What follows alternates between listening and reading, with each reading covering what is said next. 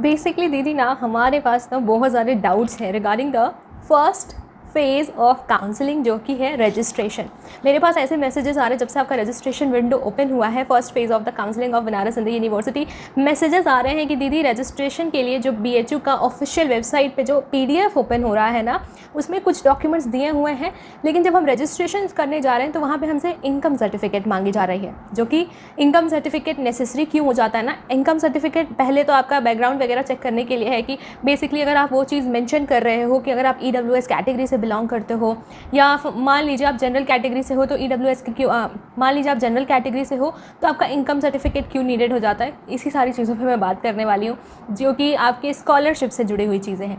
Basically अभी आपको scholarship नहीं मिलेगी on the time of the admission, लेकिन फ्यूचर में आगे चल के आपको स्कॉलरशिप का ऑप्शन आएगा, डोंट वरी। इसीलिए इनकम सर्टिफिकेट वगैरह नीडेड होते हैं। बात करते हैं कौन कौन से डॉक्यूमेंट्स हैं जो कि आपको अपलोड करना है PDF फॉर्म में, और ये सारी चीज़ें आपके फ़ोन में अवेलेबल होंगी। 10th का मार्कशीट, क्योंकि आपका DOB date of birth check किया जाता है। 12th का, दीदी मेरे पास 12th का मार्कशीट नहीं है, सर्टिफिकेट नहीं है, रिज़ल्ट नहीं है, तो आपके डिजी लॉकर या डिजी लॉकर में जो भी रिज़ल्ट आपका 12th का अवेलेबल है उसको आप अपलोड करेंगे, ठीक है, उसको डाउनलोड कर लीजिएगा, उसको अपलोड कर देंगे, दैट विल बी ओके। आपको परसेंटेज लिखना है 12th क्लास का, तो आप 5 डिफरेंट सब्जेक्ट्स जो मेजर सब्जेक्ट्स होंगे आपके 12th क्लास में, तो वो 5 सब्जेक्ट के आप मार्कशीट जो भी मार्क्स होंगे, परसेंटेज जो भी आपको मेंशन करना है आप करोगे। रजिस्ट्रेशन मैं नहीं कर रही हूँ तो मुझे वो स्टेप्स पता नहीं है, आप रजिस्ट्रेशन कर रहे हैं तो आपको ये स्टेप पता है ना। इसके बाद आपको डॉक्यूमेंट्स अपलोड करने होते हैं, अपना कास्ट सर्टिफिकेट, अपनी पर्सनल डिटेल्स तो आप फिलअप करोगे, लेकिन यहाँ जो रजिस्ट्रेशन फर्स्ट स्टेप है ना, यहाँ पे आपको कास्ट सर्टिफिकेट अपलोड करनी है। जनरल कैटेगरी स्टूडेंट्स, आपके पास 3 अक्टूबर तक का समय है। अगर आपके पास इनकम सर्टिफिकेट नहीं है तो प्लीज़ इनकम सर्टिफिकेट बनवा के अपलोड कर दीजिए, that will help you in your future scholarship thing, ठीक है। अभी नहीं हेल्प करेगा लेकिन फ्यूचर में हेल्प करेगा। ये कुछ नया चेंजेस आया है, इसको लेके अगर आप लोगों ने बनवा लेते हो, क्योंकि ज़्यादा टाइम नहीं लगता इनकम सर्टिफिकेट बनने में, आप जाइए तहसील, आपके नियर तहसील जाइए, वहाँ पे जाके इनकम सर्टिफिकेट आप बनवा सकते हैं।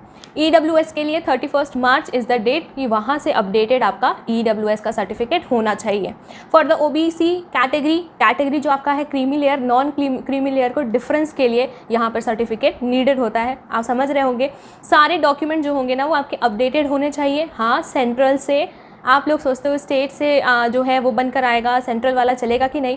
फ़िलहाल आपके पास अगर जो भी डॉक्यूमेंट आप अपलोड कर दीजिए, बाद में जब काउंसलिंग प्रोसीजर आगे बढ़ता है तो फिर से ये डॉक्यूमेंट्स नीडेड रहते हैं। यहाँ तो आप रजिस्ट्रेशन का फेज़ 1 कर रहे हो, 27 तारीख को आपको प्रीफ्रेंस एंट्री, या 26 या 27 तारीख को आपको प्रीफ्रेंस एंट्री फॉर्म फिलअप करना होगा, जहाँ आपको मेन फैकल्टी से लेके एफिलेटेड तक की रैंकिंग देनी होगी। सब्जेक्ट आप कौन सा चूज़ करने वाले हो आपके पर्टिकुलर कोर्स में, उसकी रैंकिंग देनी होगी, उसमें मैं पर्टिकुलरली वीडियो लेकर आऊँगी। लेकिन यहाँ फर्स्ट स्टेप जो है ना रजिस्ट्रेशन, जिसमें आपको पर्सनल डिटेल्स फिलअप करनी है, डॉक्यूमेंट्स अपलोड करने हैं, तो ध्यान से, अगर आपके पास बहुत पुराना डॉक्यूमेंट है तो उसको आप अपडेट करा लीजिए। ST/SC कैटेगरी की बात नहीं कर रही हूँ, लेकिन अदर कैटेगरी की बात कर रही हूँ, क्योंकि मैंने सुना है 2020 के बाद से आपके ST/SC कैटेगरी के सर्टिफिकेट्स नहीं बन रहे हैं, तो आपके पास वो सर्टिफिकेट है, आप अपलोड कर सकते हैं।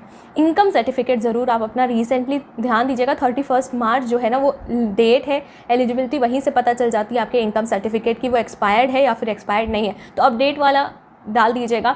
और आपके ना मैं स्क्रीन पे शेयर कर देती हूँ कि किस किस कहाँ से आप अपने ये सर्टिफिकेट्स बनवा सकते हैं। अगर अभी तक नहीं बनवाया है तो आप अपने तहसील जाके DM के जो सिग्नेचर होती है, स्टैंप लगता है, वहाँ से आप तहसील जाओगे ना, नियर बाई तहसील, वहाँ पे ये सारी डॉक्यूमेंट से रिलेटेड चीज़ें होती हैं, तो वहाँ पे आपका काम बन जाएगा। बाकी कोई और डाउट है तो कॉमेंट करके बता दीजिएगा। सेंट्रल वाले डॉक्यूमेंट्स आपके नीडेड होंगे, कास्ट के EWS सर्टिफिकेट के साथ इनकम सर्टिफिकेट लगेगा, OBC के साथ इनकम सर्टिफिकेट लगेगा। जनरल कैटेगरी में इनकम सर्टिफिकेट इस साल से मांगा गया है, पहले नहीं मांगा जाता था, उसको आप बनवा लीजिए। अभी आपके पास समय है 3 अक्टूबर तक का, तो ध्यान दीजिएगा कि 27 को प्रीफ्रेंस स्टार्ट हो जाएगा, तो वो खत्म नहीं हो जाएगा, वो 3 अक्टूबर तक है, यानी कि BHU ने आपको समय दिया है। इनकम सर्टिफिकेट एक नहीं होगा आपके पास, तो वो बनवा लीजिए और अपलोड कर दीजिए डॉक्यूमेंट। बेसिकली और कोई और ऐसा अपडेट नया नहीं है जो मैं आपके साथ शेयर करूँ। बाकी सारी चीज़ें आपकी PDF के थ्रू डाउनलोड हो जाएंगी, अपलोड हो जाएंगी। मैं डाउनलोड कह रही हूँ, 12th का आपका डिजी लॉकर वाला भी चल जाएगा, तो कोई इशू नहीं है। बाकी कोई और डाउट हो तो कमेंट करके मुझे बता दीजिएगा, मैं आपके डाउट्स क्लियर आउट करने के लिए बैठी हुई हूँ,